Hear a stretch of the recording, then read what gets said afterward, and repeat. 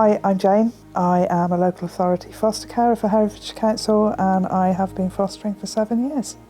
It's kind of like a dual motivation. So being a carer for my mum, I was quite pragmatic and stoic about the fact that mum wasn't going to be around forever. And it was at the time of the Syrian refugee crisis. And there were a lot of adverts on TV and in press and online about could you foster a Syrian family or a Syrian child? And I thought, yes, I could. So I was informed teenagers are the least fostered young people. Most foster carers want young children, babies, and it's usually the teenagers that end up in residential because there's no placements for them. I find teenagers more relatable. I've got more memories of being a teenager than I do of being a young child. There would be a lot of shared interests, more interesting conversations, independence, which would leave me with time to do what I want to do whilst they're at school and college.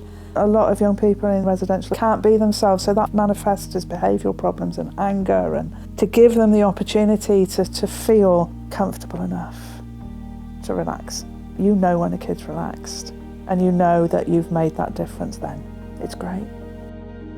I think one of the main challenges you have is they're emotionally closed down, especially when you get young people out of residential. They struggle to show their true selves. A lot of them wear masks.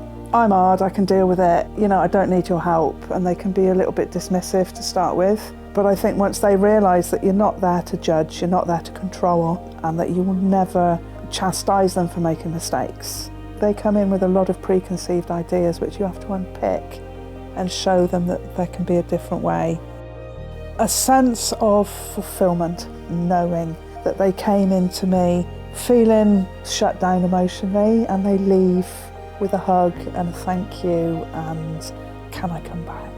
So it's joyous, it's fulfilling, and it's humbling because it makes a difference. I know that is a cliche, but it's true. We have so many young people desperate to live in loving family homes. You could make the difference between that young person going off the rails or fulfilling every dream they ever had just because you believe in them. I think you need to have empathy, patience, humility, humour, compassion, and you need to be curious. I think having that curiosity to explore with them what they're telling you. This person's hearing me. They're not just listening to me, they're hearing me. And I want to engage with this.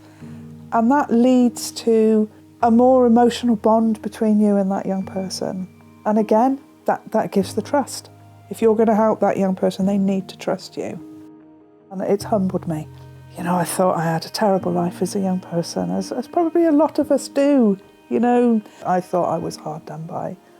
But what I had was love and security and safety, and I had compassion. And that love I had was unconditional. And that is what I want to show my young people, that love doesn't come with conditions.